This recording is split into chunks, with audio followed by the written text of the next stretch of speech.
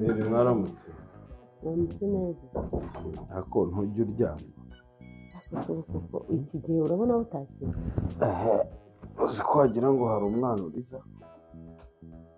None se wowe ntabwo uri umwana. Yesu ubu ndacyarira. Waje usanga naryamye. Ari no kuvuga ngo ibintu byandurire koko. Uzi ko ari we mukobwa ubongera muri uru rugo. Mbere naje naniwe pe. Naje naniwe. Ejo namaze kwigisha aba bana banjye. Nuko mabuja rero nabigisha agatetse ahita ambwira ati ntabwo wagenda utariye turasangira tunywa ka cyayi kugira ngo uriya mubyeyi si umubyeyi.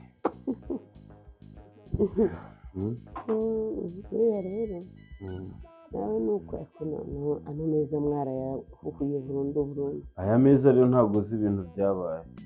Iyo ushyizeho ikintu gishyushye iyi meza iraturika kuko ameza y'ikirahure ubundi. None se si wowe wabiharaye? Aha ba Silvani baraguhangitse. Barampangitse se wari ubisobanukiwe ko utabimbwiye? Oya ameza kuba ari meza ni meza ahubwo nuko hari bashyizeho ikirahure cya feke. Ubu se nta kuntu twagikuraho tugahindura none tugashyiraho ikitari ikirahure gito. Umuntu araza kujya kubaza buriya hariya kwa mutwe babariza umuntu yumva. Ni byiza. Ikirahure umwana wawe. Yego. Buriya bajya bavuga ngo umwana ni umugisha. Bariya abana nabo uzababoneraho umugisha. Erega burya kugira ngo ube inshuti na nyina ukunda abana. Kandi barimo baragenda babyumva wenda usibye kariya gatoya. Agatoya ariko nabwo ni ubwana buriya kazakura kabyumva. Ariko bagenda babyumva pari raporo iyo ndebye amadovari babaga bafite nkabona aba barimu babakosoye ku ishuri ko bimeze ubona ko byibura hari akafuna amaze kuminjiramo. None se ukagiyeho?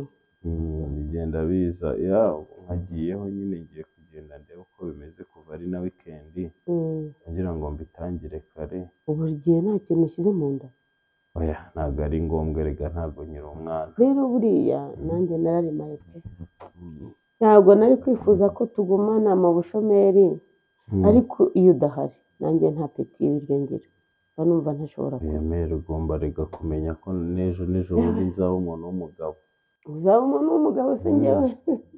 Urumva umunsi nzaba kuzana mu kazana bizagenda bite? Urumva niyo mahirwe yanjye ahubwo. None se uziga kubirya nyine? Ukabyara we ngaho nyaruka nanjye ngume ndebe uko kambanze mbiguterekere hariya utavuga ngo nahasize umwanda. Ariko reka iyo yose rero kaze ntunganya hose hanyuma ubundi turasubira ku mugoroba. Sawa mama, sawa murakoze kandi umunsi mwiza. Ntiwibagirwe agafunguzo kawe da. Naraye ntashye numva kubera natinze hariya nsanga bobo wanjye yambuze.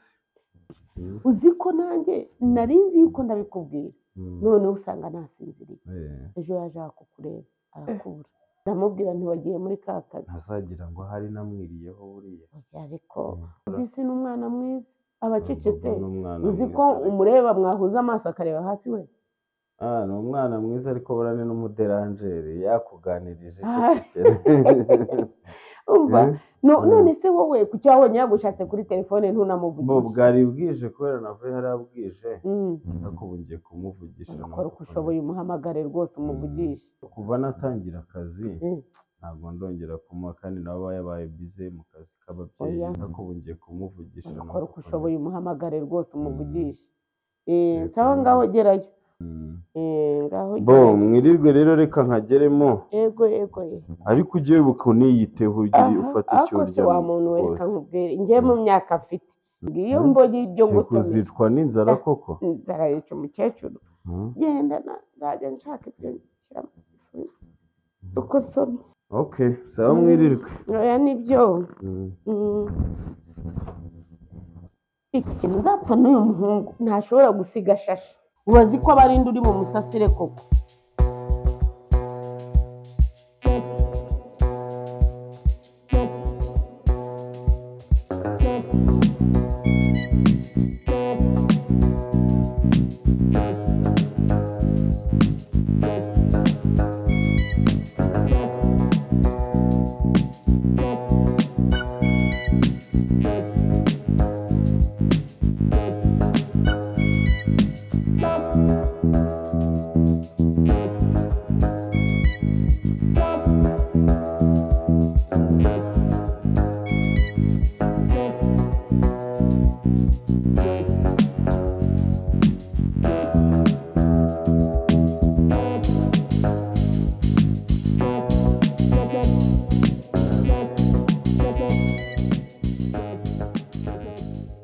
Yes Bobo, meze bite mani? Sha sorry ejo wambuze mvuye muri ka kajobu kanjye n'iki. Ya. Mera amaze kubimbwira none ko wavuyeho mukambura. Ariko nyine urumva navuyeyo amabuja n'abana n'iki. Za story nyine zidashira ariko nta mutima mubi Imana ipanga tubonane.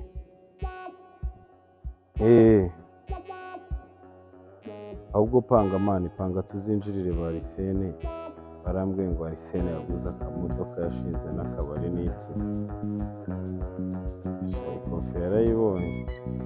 Ariko ngo afite meri w'umumeneramo Mana, meri w'isubizi ko yagiye muri Canada n'iki. Ntarebe kabisa wakagezemo se wowe? Birumvikana.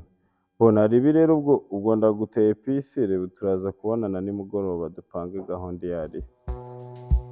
Sawa.